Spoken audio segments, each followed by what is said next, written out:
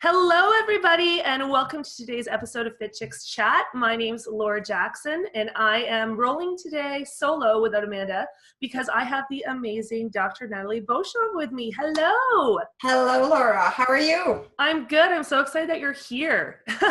We have a lot to chat about, don't we? Yes, we do. So just to give all of our listeners a little bit of a brief background of Dr. Natalie, she's an Ottawa-based doctor of chiropractic. She's a certified functional medicine practitioner with the Institute of Functional Medicine, a public speaker, a TV personality.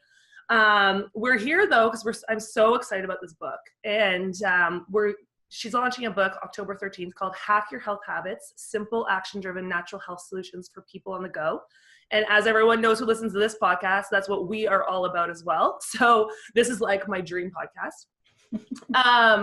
And yeah, so I just wanted to give you your proper introduction, but I'd love for you to tell us a little about yourself and it's how you got on this journey. Thank you. Well, the wellness journey, I'll have to start back a little bit further or prior, but yes, I've been in practice for 23 years, and I hear every day the struggles and the challenges that patients have. So it took me 3 years to write this book, Hack Your Health Habits. It's finally here, and like you said, it's being released on Amazon on October 23rd. But I guess for me, it was all about making it practical. And that's kind of why I chose those words, hacking, because it doesn't have to be too complex. And I think sometimes we make it more complex, but it's also because of all the information out there. And the habit component was really important to me. So in the book, I created 3 levels of hacks. So level 1 is an easy one, and level 2, a little bit harder. Oh, I love that. So, we can chat a little bit more about that. But my health journey was, sadly, at the age of 14, I was anorexic. And you're talking like way, way back. There was no Google. There was no, bookstores or, Chapters or Amazon and things like that. So I truly went on my own journey to try to heal myself. And it was quite the journey, because for people that have eating disorder, you don't snap your finger and you're done. There's a lot into it. There's a lot of mental health implication and so forth. So anyway, in my own journey of trying to heal myself, I just became passionate about learning all I could with nutrition and exercise and all of that stuff. And like I said, limited resources back then. So I think my passion is being that resource for other people. So my patient in my practice for the last 23 years here in Ottawa, but really wanted to reach a bigger audience because I know how frustrated people are to, one day vitamin D is good for you, the next day, oh, be careful, it's going to kill you. Just people are so confused and frustrated. And the big thing too is that what's sad to see is that people are trying to approach it with a one-size-fits-all. And if that's one thing that I've learned in the last 23 years is personalizing your food, personalizing your everything, your lifestyle is crucial. So when I hear a woman say, oh, I can't lose weight, and my girlfriend, the next cubicle, she's on the ketogenic diet, and she's 20 pounds, and I'm not, and why? And it's just, health is simple, but yet complex. And then you throw in, genetics and epigenetics, and, there's just so many factors. So I see a lot of, patients that I work with kind of as a bit of a puzzle. And I never really liked doing puzzle when I was young, but now I seem to do. And it's like, okay, what pieces of the puzzles is this person or this patient missing? So I think in the book, I'm giving a lot of the pieces of the puzzle, because I don't have the full puzzle for the person reading the book, but I know that if they read from top to bottom, wow, they're going to have a greater level of awareness, because people don't know what's out there. And you as a holistic nutritionist as well know that wouldn't it be great if we could have, a blood test to test our vitamin deficiency, minerals, CoQ10, glutathione, but guess what? They exist. People don't even know about this. So, not to say that you necessarily have to spend hundreds of dollars on tests to be healthy. But I think, it's hacking that information. It's changing the habits, and it's also figuring out what is right for the person by educating them to tell them what is out there that they had no clue. Well, that's one thing that I love, even looking at the outline for your book. And before we started, you showed me, and I'm like, oh my gosh, this is a... Do you want me to show it? Yeah.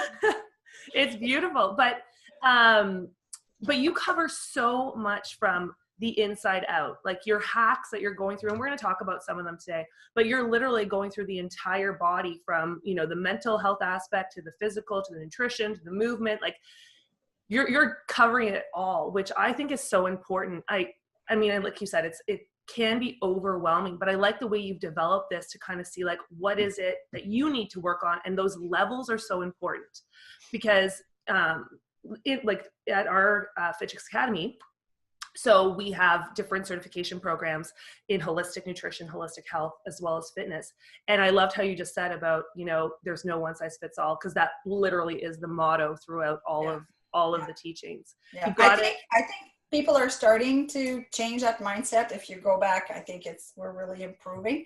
Yeah. But there's so much work to be done. And I think, you know, you and I are both Canadian, and I think, unfortunately, with our healthcare system, you know, compared to other countries, well, every system has its pros and cons, but a lot of time people are not used to pull their wallets to pay for stuff that's not covered through the system. And I always say to patients, our healthcare system really should be called sick care system, because it's when you're sick, and guess what? They're pretty darn good at it. They save lives. But healthcare is what you do on a daily basis yes, as a person. I love that. So that prevention aspect, unfortunately, you know, is not covered. And it's sad, because in hindsight, they would save money in the long run. But let's face it, and I give this example to patients all the time. You've got, you know, somebody that just had a heart attack looking for a bed, and somebody that is going in for a preventative, consultation. Which one has more urgency? Well, of course, you know, the heart attack and things like that. So it's just a switch in mindset that people have to see their health as an investment. And I know it sounds cliche, but our health is our only wealth. We don't have that, you know, we have nothing. And sadly, it's, you know, when people lose their health, that they get woken up, and sometimes it's too late, sometimes it still works. So again, my passion, I think, is what can I say or do that's going to make a person go, you know what, I need to start, you know, changing my lifestyle. Well, and that's one of the reasons too why we started this podcast, is because, you know, I think a lot of people who work in health, wellness, fitness, a lot of times it's from your own personal struggle. Like you were saying, your battle with anorexia. And for me, I actually battle with bulimia. So I can totally relate to that. There's so many layers to healing when it comes to that. And I as well, back then, you know, at 17 years old, when it started, I didn't have the resources. So as you're speaking, I'm like, oh my God, this is really weird. We're like, I'm a bit older than you, so you had more than I did. But like, we're kind of totally on the same page. But I truly believe that the first step is education. And I think the more we know and the more we can learn about real health, and that's why something like this, like the way that you're coming at this with the hacks, it makes it accessible, it makes it digestible for people. It's not too overwhelming, because, you know, you and I have spent years and years and years studying. And yes, while we might know a ton of stuff about the mitochondria and, you know what I mean, like digestion and all of these things, it really, unless you can apply it to your day-to-day, it doesn't matter. Yeah. Totally. So, okay. So what is health hacking? Like, what do you consider health habit hacking? Well, I think I'll explain the 3 steps process. So basically in the book, I've got 62 different chapters. Oh my gosh. Well, you are amazing. Really, like it was funny, because my publisher, when, you know, I found my publisher, my book was already written. And when I told him I had 600 pages, he said, Natalie, you can't do that. I'm like, yes, I can. And one of the reason is that I wanted to have everything in one resource, so people didn't have to go out there and search. So at the end of each chapter, I talk about examples of level 1, level 2, level 3. So let me explain. So let's say we take the chapter on toxicity or whichever, but a level 1 hack would be reading that your deodorant is full of toxins and paraben and propylene glycol and all of that stuff, and you go, oh my God, I really need to change that. So you go to the health food store, you pick a brand, do your due diligence, and you go in your bathroom, swap your deodorant, and you're good to go. So a level 1 is pretty easy. It doesn't take a lot of habit changing. Yeah. A level 2 hack could be, if we talk about the vitamin section, that a lot of people, I hear that daily with patients, oh, I keep forgetting to take my vitamins, I'm so bad at this. Or they'll say, yes, I take this, but like, when was the last time you took it? Yeah. Maybe like 3 weeks ago or so. I mean, that doesn't count, right? So how do you change that habit? So I always ask people, what do you do every day that, rain or shine, you will do? And I just saw you drink, maybe it's a coffee that it looks like a mug. I don't know what's in it, but maybe the person really, they get up and first thing they do, they drink coffee. If they're, really have developed the habit of brushing their teeth, then I say, well, why don't you put your vitamins right beside your toothbrush? You're going to do it. Yeah. Have it ready, and it's good to go. And then plan B, why don't you leave in a little case in your suitcase or backpack or purse for the ladies, a supply of 1 or 2 days. So if by, chance you run out of the house and you haven't taken your vitamins, then what is it that you're going to do? I know another clue would be, I know myself, I have a hard time remembering my evening vitamins or my dinner time vitamins. Well, in the morning, I leave them right on the counter, and I know that I'm right there, when I'm having dinner, so I'm going to see them. So a level 2 hack has a little bit more thinking to go and anchor that with something that you're already doing. Okay. A level 3, well, that's a lot more complex. It could be losing 20 pounds. You're not going to just, decide. You need to prepare, you need to go shopping, you need to clean the crappy food out of your,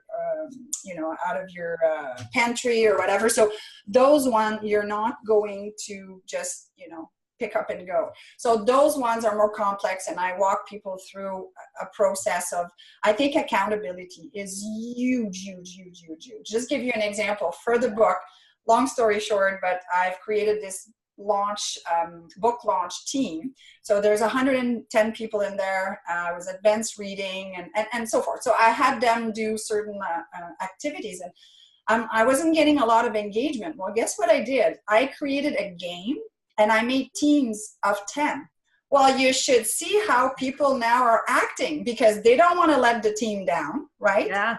So I really, really think accountability is huge, and then celebrating, the milestones and the rewards. So taking maybe it is 20 pounds you want to lose, but taking things in segments of 5 pounds and what reward is it going to do. So again, people have intrinsic and extrinsic motivation. We're not going to get into that, but I'm really about, finding out what level it is. And at the end of each chapter, writing down which habits you'd like to change, what level they are, and then which one can you kind of, okay, I'm ready for this one. So, once you read the book, you can make lists of that and then prioritize what you want to change. And one thing that I always say to people is, if you change one habit a month, so it's not like crazy, super, out of this world kind of thing. Mm-hmm. Think about it. After a year, you will have changed 12 habits. Well, that's starting to make things quite different in your daily routine, right? So I think, again, taking it, bite size, no pun intended, is so important with this. So that's what the hacking process is about. Well, I love that. So what do you think then, if someone is taking this on, how many habits do you think at once they should take on? That's a good question. I would say it all depends, but a level 1 can make someone get momentum. So, 3 level 1s in a week, you're going to go, woohoo, I've done all of this, right? A level 2, you don't want to start too many, because they do require some like I said, it's like you have to attach it to another habit that you have. And then a level 3, I wouldn't take one a week, that's for sure, because those are big ones. And, there's so much willpower, depending on which author you read, but there's so much willpower someone has. So, you know, it's like we have a reserve, and if you start something and it's too hard, you don't succeed, you're not going to feel good about yourself. So it's, you know, it's either eat that frog kind of approach that, you know, that you do the big thing first, or you start with smaller things to give you momentum. And I think everybody's a bit different. So I think, you know, you kind of have to play with those. Well, and that's one thing that I've found personally and with my clients too, is that, you know, even when we're making habit changes, like you were saying about willpower, is trying to start implementing these habits earlier in the day. Because I find that a lot of times it's totally like when you get to after work, that's when you're like, I'm exhausted. I don't care. I just want to, you know, throw myself in front of the TV. And once you wake up and you can get these things out of the way, it builds, like you said, that momentum. You feel good. You accomplish something for yourself. And then it keeps moving into the rest. Yeah, and thank you for bringing this up. I think it's the second or third chapter in the book. I call it my personal prime time. And I talk about that first hour in the morning. An hour, great if you have it, but even if it's just 30 minutes. And it's exactly that. It's you know, doing your exercise, preparing for the day, your meditation. And, you know, if you have an hour, great. If you have half an hour, there's still stuff that you can do. And I think people have to stop with exercise thinking that if they can't go to the gym, that's it. Like, oh my gosh, you're speaking my language. Yeah. And I just to tell you, before our podcast, I looked at my husband. I'm working from home this morning. I said, dang it, I didn't have time to do my workout. I literally had 20 minutes. I went downstairs and did some burpees and did a tricep workout routine and good to go. So 20 minutes was better than nothing. And I think that's what people have to start to embrace more. And I mean, I don't know if you follow Dr. Mercola and his article, and I was reading something recently that, you know, studies were showing that exercising for less time, I mean, we all know about the high intensity interval training, but literally that study showed that you did not need a lot more in terms of strength. So, I mean, this is pretty encouraging, and we don't have to spend hours on all of that. Well, I know, and this is going back to what you were saying at the beginning of all of this information that's out there and all of these kind of myths. And that's one thing that's been great about the internet, I think, is that we do have access to a lot more information, but there's a lot more information that's not true. So it's like weeding through, and that's why with your approach, it's all in one place. And I'm such a big believer in finding the things too that work for people. And that's what I wanted to ask you as well. Like, what do you think is the one thing or a few things that are standing in the way of people actually making these changes? Because I know a lot of our listeners are like, oh my God, this sounds amazing. This sounds amazing. And then I see the mental blocks start. You know, it's almost like the, the subconscious mind is pulling you back to your old. I'll tell you right now, you know what it is? A big enough why. It's that simple. So if people don't have a big enough why, and I was speaking in Chicago this weekend to a lay audience, but they're in the health industry as well. And I've come up with what I call the healthometer. And I basically have categorized people in 4 categories. They go from being oblivious to ambivalent to symptom-driven to health-driven. And I walked the audience through what it means. So I think people have to have a big enough why, sadly. And I hate to, stereotype that we're pain or pleasure, but a lot of time this is what people will, respond to. So the pain of a headache, a back pain, the pain of not feeling good about yourself, and or the pleasure of feeling good. But sometimes people don't give themselves the gift or the time to get there. So like I said, sadly, sometimes it's a wake-up call with a cancer diagnosis, a heart attack, or a family member. I'm getting a lot more people saying, you know what, my sister is going through this and my brother's going through that. So what can I do? So a big enough why, it could be, being a role model for your kids. It could be able to get on the floor with your grandkids. A big enough why is, I think, the main thing. So everybody's at a different place. And also believing that a healthier lifestyle can make a difference, because I'm sure you see that all the time, that people say, oh, everything's going to kill you. And I'm like, oh my goodness. Right. So it's that, kind of approach. Sometimes I'm like, wow, but guess what? sadly, those people are just so discouraged. They've tossed the towel, basically. And I'm not disagreeing that our environment, for some people, I mean, regardless of what we'll do, there is a bit of a genetic component. But, if you look at epigenetic and the science of it with, Dr. Dispenza, Dr. Bruce Lipton, it is showing us how our lifestyle can affect our genes. So even though a person has the gene for diabetes or the Alzheimer genes or whichever, doesn't mean that it's going to get turned on. So I think, you and I were kind of pre-chatting at the beginning that, people don't know what they don't know. And again, with the book, I'm some people that are veteran at health, I think will still learn because I'm talking about all those things. So I think people have been miseducated that genetic, you're doomed, but yet there's so much that we can do. So I think that's another big component, that if people knew that how much lifestyle can change and how much changing a diet can change your life. It's so simple, but it's so cliche that people go, yeah. It's just like, it really is. Yeah. And I know for myself, one of the biggest things, and I teach this to all of my students in FitChicks Academy too, when you start to look at, the things that you can control and the things that you can't control in your health, really the only thing that kind of goes in both categories is genetic. Everything else is pretty much lifestyle related, changing your diet, changing your movement, changing your environment, changing the people in your life, the negativity, there's so many things that you have control over. And I think, like you were saying about our medical system, and I totally agree as well, I'm not complaining about it, but there needs to be more focus on prevention, because we've just been taught that, well, when you're old, you get sick. And, when you're sick, you need to go to the doctor. You don't have any power. And I think when we take that power back, it's so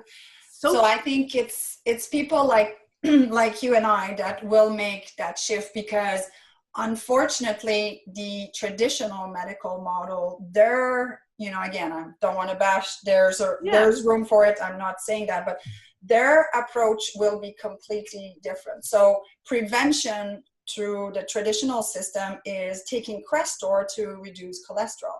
Prevention might be mammogram, and now, big controversy that, they give more radiation than that. So prevention could be the flu shot to prevent the cold. So you see how the paradigm is completely different from prevention. So with those three tools that I just named, most people in the traditional field will say those are preventative measures.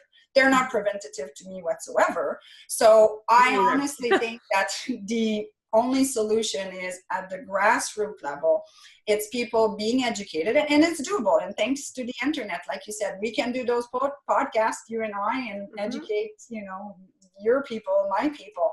And I think people are looking for answers way more. Like I said, I've been doing this for 23 years, and there's definitely a shift. People are like, you know what? I don't like being on 7 drugs. It just doesn't add up right now, right? So I think we can't wait for the system, and I've given up waiting for that for a long time. And that's why it took me 3 years to write the book, and I could have given up often, but I know that if people read this information, it will open up their mind. It will shift their mindset and their paradigm about health, and this may trigger something else and something else and something else, and then they're going to go and do their own kind of research and figure out what's important. So it was a big answer, but a big enough why is crucial. And like I said, realizing that we do have control over our health a lot more than we think. Well, and that's where as well, I also say to my students, people always think there's something about the industry. I find too, there's still some stereotypes, right? Whether you're like in fitness or people just think, oh, you're like a juice monkey or you're vain. And then there's the stereotypes about nutritionists, that if you're a holistic nutritionist, you're like a total hippie, or same thing with being in functional medicine. There's still, I think, like a bit of stigma. People don't really understand what it is. Excuse me. But I always tell my students, like, the knowledge that you have not only can change the trajectory of someone's life, but you can save their life. So don't ever underestimate the power you have to motivate someone to move every day, or to motivate someone to eat their vegetables, or like that is life changing. And I think it's so underappreciated. And I'm not going to go on a rant about it. And you know what? Like it's our poor doctors in the system too. Like I have many friends that are, you know, family physician or specialists, that they don't have time to consult people on nutrition. Like even if they had the knowledge, as if they have the time, right? So I think we're, as a Canadian resident, we're asking the system something that it can't even deliver us in the first place. Yeah. Why should it be your medical doctor that should tell you what to eat? Like it would be like going to see your plumber for your teeth, or vice versa. Yeah, like, exactly. I wouldn't want that drill. You know, exactly. It needs to become that. You know, you've got health issues, you're going to see, you know, a holistic nutritionist, and they're going to coach you. But yet again, if things are not covered through the system, this is where people have to value their health.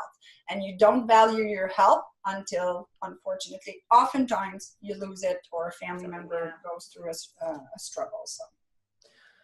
Well, okay, let's talk about then how we can help people so they don't end up hitting that place where they have that health struggle. So I just kind of pulled out 3 different of the health hacks. So like I said at the beginning, there is like, you have how many chapters? Is it 62? 62 chapters, and like so many different health hacks. And I love that they're all from mindset to brain function to digestion to movement. So like, just kind of give us an idea. I pulled 3 that I liked, but like, I know you're talking about the level system, but for example, the one like get fit and strong in less time, what would that entail?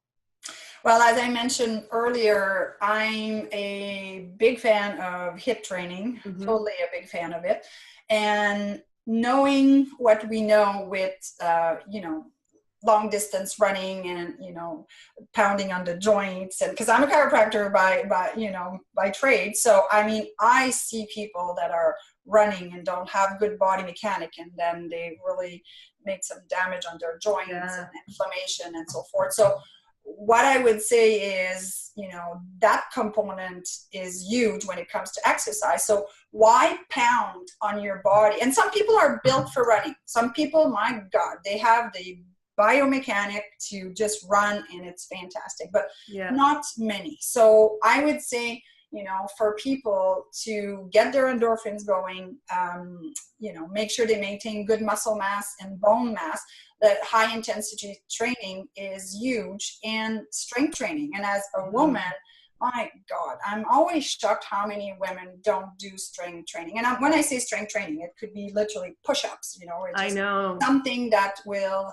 require resistance. And, you know, sadly, most people can't lift their body weight. And I always kind of joke, because I've got quite a background as well in fitness. And I said, if you're hanging by a cliff and you can't lift yourself, isn't that the problem? And people's like, why would I be hanging by a cliff? I don't know, but you have to get ready. You know? I feel like you never know what could happen. You never know what could happen. So to me, it's important to have that. So I'm a big proponent of that. Now, some people, I have many friends that are runners and they enjoy it. And it's just, you know, just do the pros and cons and so forth. But again, everybody is different. Yeah. And if your body type is not meant for running, the pounding, you know, is not necessarily a good thing. So if you're doing it for health reasons and health benefit, and yet you're don't like doing it and you're pounding your body into it, it's just like, oh my God, people, find something you enjoy, and you don't have to do it, you know, for hours. Just be,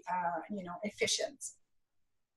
Definitely. And I think now, especially with so many resources out there, I mean, HIIT training is actually the cornerstone of when we first started Fit Chicks. That's what we built it 10 years ago. No one was doing it. And we taught, and it's funny how you were saying the levels too, because we teach all of our fitness classes in level 1, 2, and 3. So everyone can do HIIT training, whether you're just starting or whether you're super advanced, and get the same benefits. Yes. And that's important, because you wouldn't want somebody that's completely deconditioned to just go sprinting down the street and hurt something. Exactly. Obviously, but it's good to mention.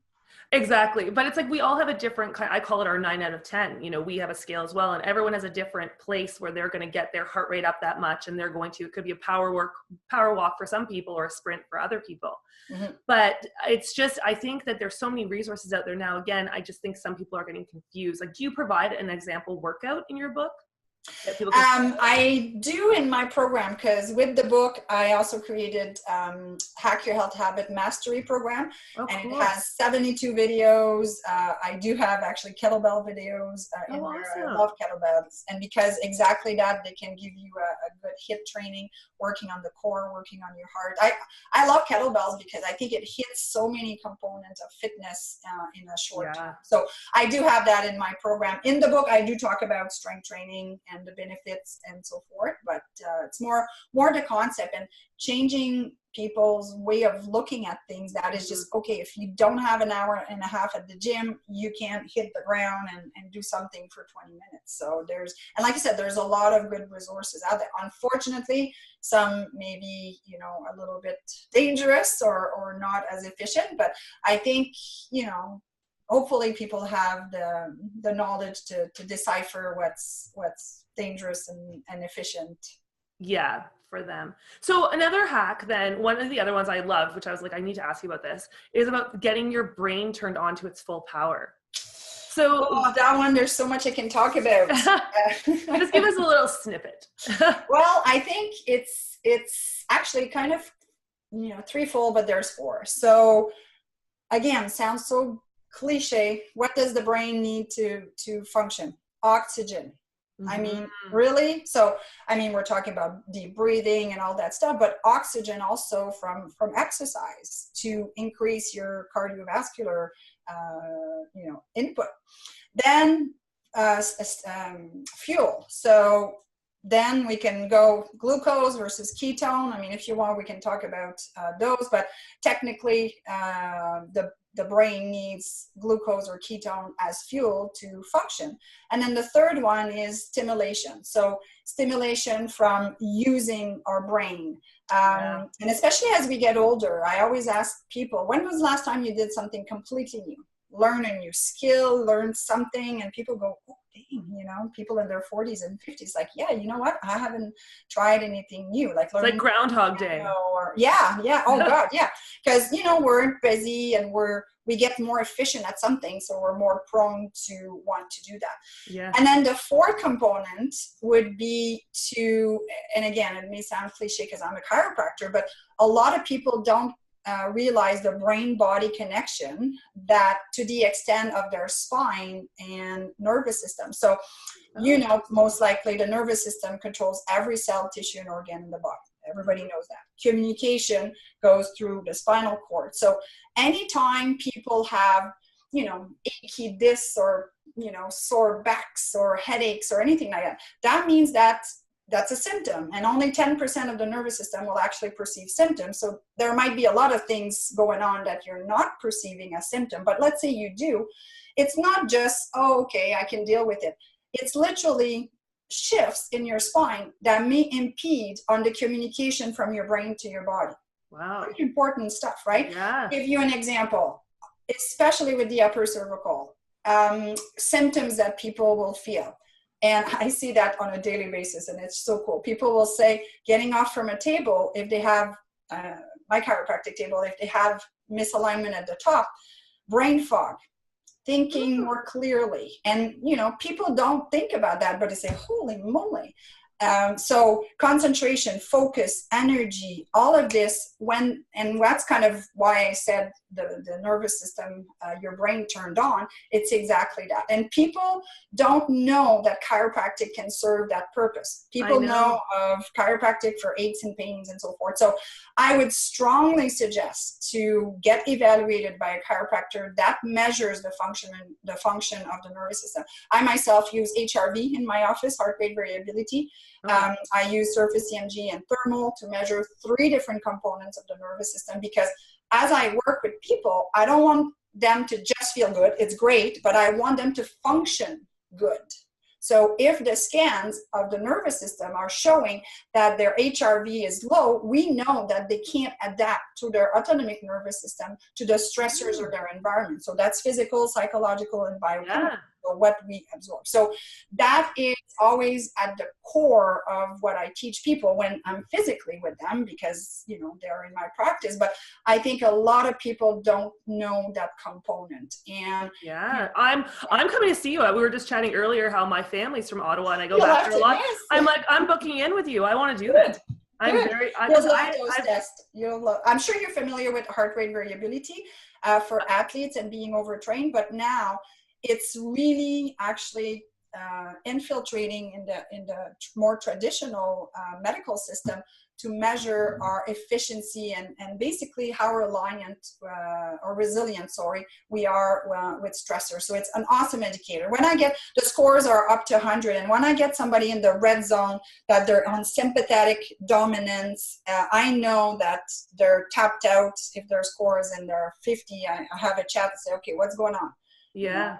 So it's a good conversation. It's a good tool to have, to not just focus on symptom, because like I said earlier, symptoms are good, but by the time the body gives us a symptom, it's too late. And unfortunately, we've been programmed, if I feel great, I'm great. And then unfortunately, the next day, what the heck? I just got diagnosed with this. So again, our system is I think I always say to patients, it's kind of good that we're not more in pain, because I think we would be suffering a lot more. So the body is smart that way. But unfortunately, if we're relying on that alarm system, it's not 100% foolproof, because things may not give us symptoms. So. But that's why I love how, like, I'm such a big believer in the holistic approach. And I think so many people in the field, they miss that mind body. They don't ever talk about what's going on in the brain. They don't talk about things like I have never heard of this before in terms of what's going on with the spine and the brain fog. I'm like, but I health hack myself all the time. So as soon as I hear this stuff, I'm like, I'm doing it. But it's got to be that total approach, right? Because in the book, I call it who's on your wellness team. Yeah. You need a chiropractor. You need a naturopath. Yes. You need, every fitness trainer. You need an holistic nutritionist. You may need to focus more on your hormone at some point in your life. You may need to focus more on your detoxification system. So who's on your team? And like I said, it's the people are there, the resources are there. It's just a matter of finding them, using them, and valuing them, that people will say, yes, I will pay from my own pocket, even though my work care plan may cover a little bit. I will have more. But that's where I was working at a naturopathic clinic for a while. And just even some of the patients that we would see, or the clients that we would see, it was just crazy how once they got to that point, most of the time the story was the same, that, nothing is solving them, tired of being on so many pills, tired of this. And it got to a place where they had to make that investment. Yeah. But, there's so much that we can do without getting to the point where you're paying so much out of pocket, like getting books like this that are going to then start you on that path. And hopefully you'll be, you might never have to see a practitioner or a doctor ever again. Yeah. And if I go back to the accountability part, 3 or 4 girlfriends could buy this book and say, okay, book club every Friday. Yeah. We're going to go for a walk. We're going to discuss what we've learned. It's just, there's so many ways to integrate this, make it fun, and enlist people that also want to better their health, and, have them be accountable. And, so it's I think it can be fun. It should be fun. Because the changes are so worth it for people to feel great and have energy. I always, I'm sure you do too, feel so sad for people that get up in the morning and they just have no energy, and they're like, oh my God, how am I going to get through the day? My heart breaks when I hear that. And I hear it all the time, because I get out of bed and it's like, woohoo, let's go, right? And I've been living this lifestyle for a long time. Now, I'm not perfect, and I'm not immune to things happening to me, but I'm doing all I can with all I know to do my best to control all the elements that I can control. And it's until you realize how good you can feel. I think a lot of people don't know, they're just once you step out of that tiredness and that fog and that low energy, whatever it is that's happening, and when you feel that get out of bed woohoo feeling, you're like, why did I not do this sooner? Yeah. One of my assistants several years back I still think of what she said. She said, Natalie, she was new to chiropractic and the chiropractic lifestyle, and it was a few years in. She says, dang it, I just wish we could bottle how we feel so people would experience it. I'm like, Yeah. oh my God, this is, I mean, as simple and silly as it sounds, you're right. If we could bottle it and people could experience it, it's almost addictive. Like, I don't want to feel like crap. No. You know what I And mean? even for me, after, after the holidays where I might have eaten a lot of food I wouldn't normally eat, or if I've drank too much wine, because, I'm human too. I Mm-hmm. enjoy glasses of wine, but then, I pay for it for like a week. I'm Yeah, like, I do yeah. not feel great. And then it reminds you, like, do I want to do this all the time? Yeah, that you're reminding me of, I'm sure you talk about that too, the 80-20 rules, right? Because a lot of people will say, oh, I don't want to give up this. And I think, you mentioning this made me think of it, that I always say, if you do 80% of the right things during your week and 20%, whatever on the weekend, or if you like the glass of wine or what it is, like, think about it. 80% of the time it's good, 20, it's maybe not. And then to switch it to, maybe it'll be 85-50, 90-10. And just, I think, but you got to start slow. You can't, and that's where I see people failing, and I'm sure you do too, is that, okay, let's change everything tomorrow. Okay, everything. It's not logical, it's not sustainable, and then people fail and they go, see, I can't do this, and then just kind of give up, right? Well, even right now, what I'm seeing is a massive trend towards the ketogenic diet. Mm-hmm. And people who are going in these big leaps. And, I have always loved the ketogenic diet as a dietary strategy for certain things. Yeah. Like you were saying, it's not for everybody. Yeah. And then they're wondering why suddenly they're having some more health issues because their body's not thriving on it. But it's one of those things right now. It's the fad diet. Everyone's like, yep, I see my friend in the cubicle doing it. I want to lose 20 pounds. Boom. And they're on it and they can't stick to it because most people can't. It's a very hard. Yeah. Diet. And I think, there's different types of ketogenic diets. Yeah.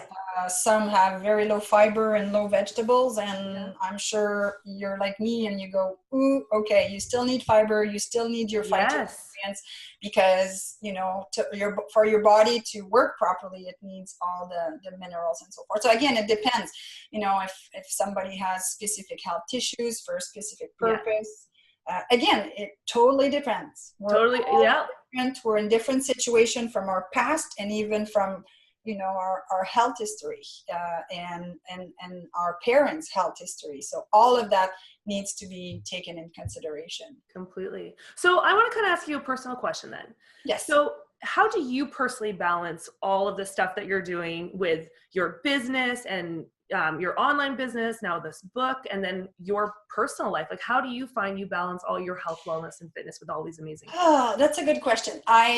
From a physical point of view, I have to say that in the last 9 months, I've completely changed my workout routine. I did more the CrossFit type of stuff for 3 years. I have a background, actually. I competed in natural figure competitions. So I did too. You did? Yeah. Fitness. I did bikini, but fitness, I can't do a somersault, so I would have been pretty useless on stage, but figure was kind of a cross between fitness and bodybuilding. So I've always done strength training. I love strength training. Me too. But I have to say that, with my busier schedule, I do those HIIT training way more often, the kettlebell training way more often. I think my secret weapon is, I think I get up really early.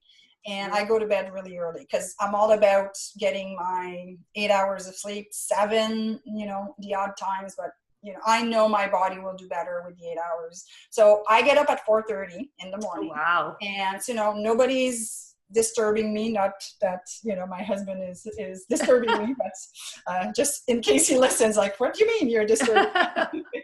But honey, I'm sorry. It's quiet. I'm not going to be looking at emails because I know I'm the only one, up at that time. So this is when I do my meditation, my exercise, my writing. I did a lot of my writing for the book, or when I have blogs to write, and I'm also so much more focused in the morning. I can, write a blog in a blink of an eye. If I try at night, forget it. So I know my own rhythm. That's awesome. So I think this is how I manage it. And I have a big enough why. I have a big enough why that I know what my body needs. And I would feel that I would fail my body if I didn't do that. I use quite a bit of intermittent fasting as well in my schedule. So from a meal preparation point of view, it's more easy when you do intermittent fasting. Yeah. And then I say no to a lot of things. I get a lot of joy and a lot of value of creating content, creating webinar. I have a webinar tonight at 7:00 and I have a brand new one. I'm super excited. It's how to hack your hormones. So I get more joy out of that. I'm a nerd. Call me what you want. Don't worry. Out of that than sometime what other people would enjoy. And I'm not saying that as judgment. For some people, it is going to the pub on Friday night and sharing a beer with their friends. And that's fine. I'm not saying that I won't do that at all. But I know what fills my cup.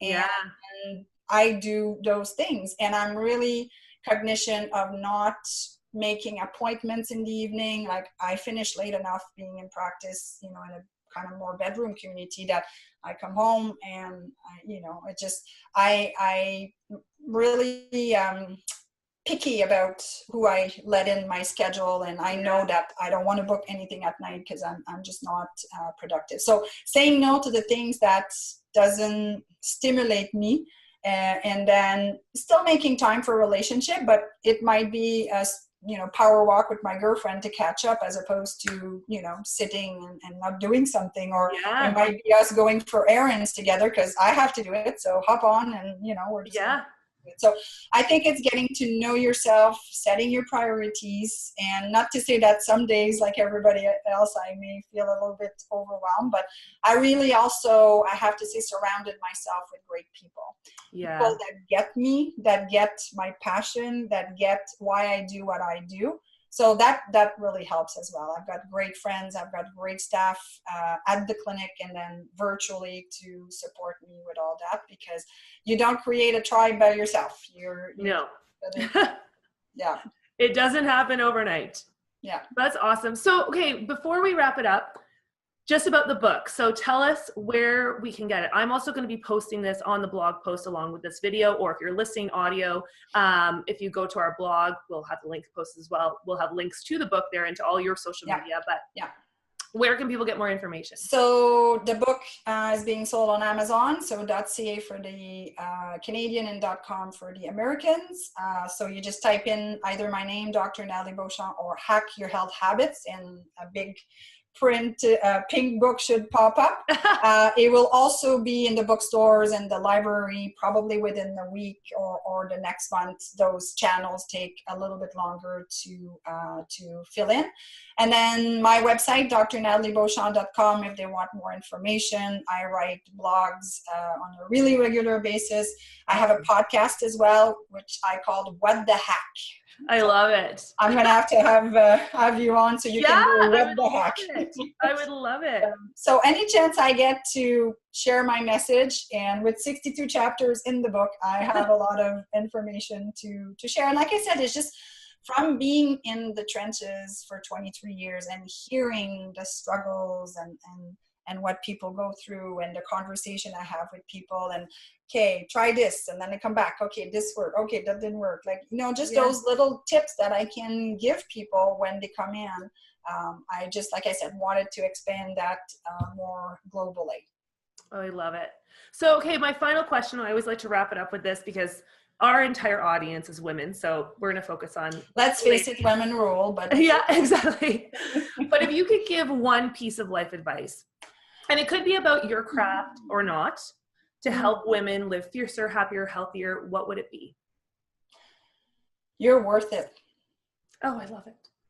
And not in a fashion, you're worth it kind of thing. No. You're worth it in terms of spending the time on you. I see it a lot with moms, go, kids activities, sports, this, and mommy eats last if she eats, mommy workout last if she does, and so forth. And I always say to people, what example are you setting for your kids that it's okay to neglect all of that when it comes to your health? So I would say to women, really, you're worth it. Like as a woman, you're supporting your family, you're the pillar. And even if you don't have a family, you're a role model somewhere at work, in the clubs you're in the organization you're in.